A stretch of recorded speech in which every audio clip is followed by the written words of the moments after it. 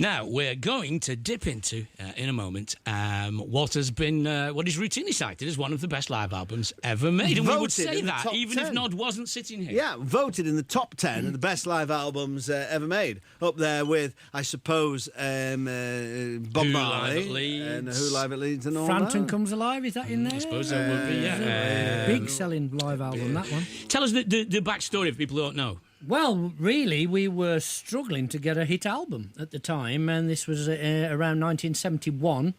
And Chas Chandler, our manager-producer, said, seeing as you're primarily known as a live act at the moment, because we'd only had to Get Down and Get With It in the chart at that time, he said, I think we should put a live album out, because that'll sum up what Slade's all about anyway.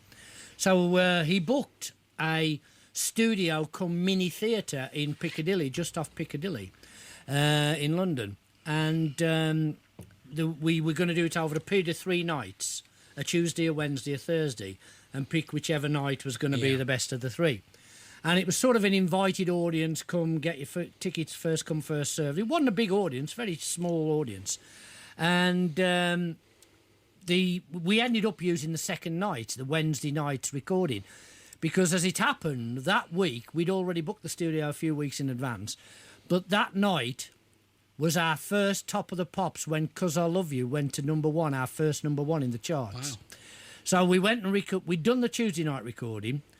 The Wednesday we'd gone into Top of the Pops, done our first Top of the Pops as a number 1 artist, and came straight from the recording of Top of the Pops, which was a Wednesday night, used to go out on a Thursday night in those days, straight to this place in Piccadilly, and the audience were already there waiting for us.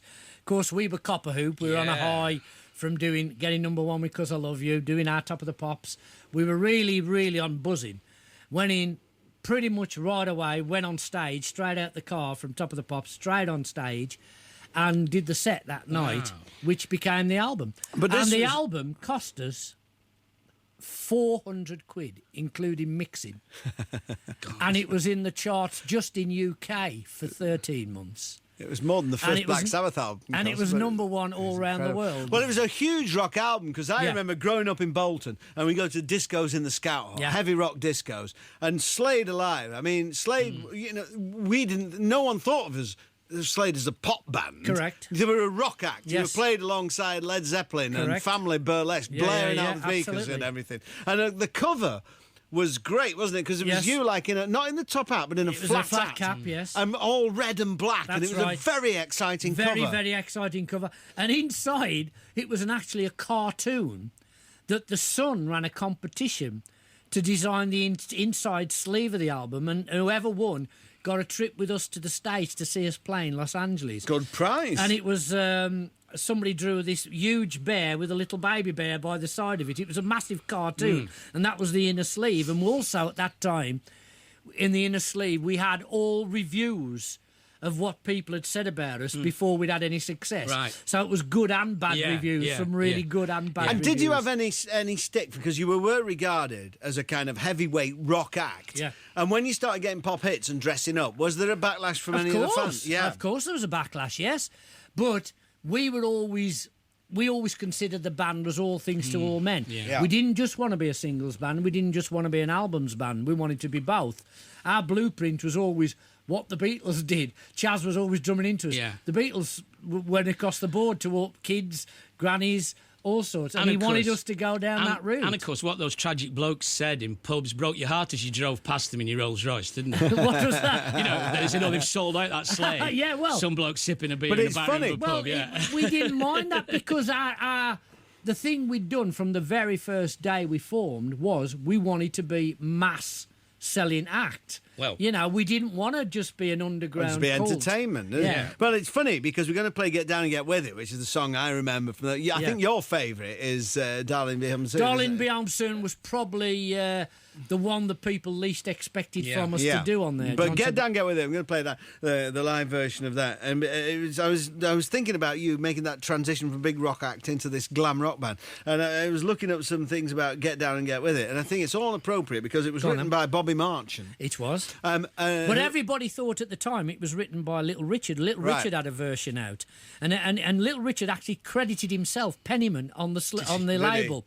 And we were actually had to go through a court case that we had to pay our royalties, co-writing royalties, to Bobby Marchand because we put Pennyman on the label because we thought Pennyman had written it. But Bobby Marchand, the transition to glam rock seems perfectly appropriate because everything else, apart from all the things Bobby Marchand did, one of the things he did in New Orleans, he was a female impersonator, so he was dressing up a lot like That's you were. correct. Yeah, okay. Let's hear it. This is Slade Alive. So would this have come out just in 72? 72, the beginning of it, okay. Let's see it going a bit now. You're all getting warmed up a bit, so let's see everybody leaping. This is Get Down and Get Ready. I didn't reckon what I'm doing. Let's see you letting go, all right? Fun.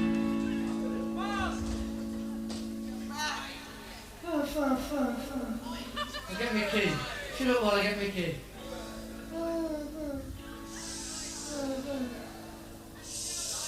All right, everybody! Let your head down. Let your head down. I want to see everybody get up on your seats.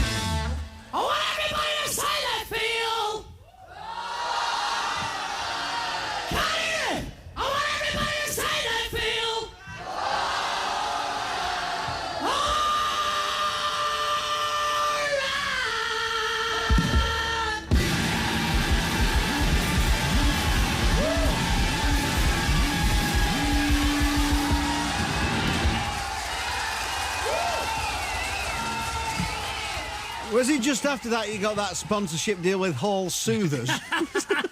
And you were saying you did that 300 times a year?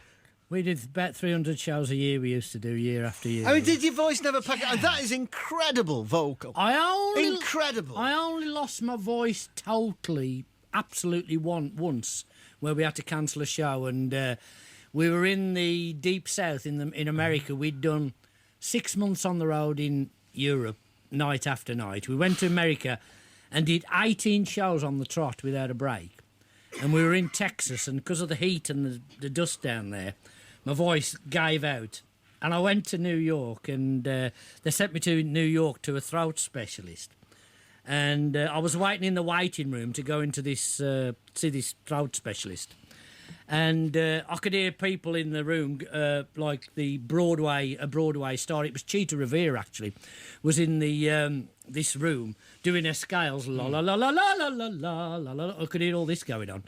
And she come out and he drags me in, and there's this little old professor man sitting at a piano, long white hair, and he's playing the piano. Ding, ding, ding. And he said,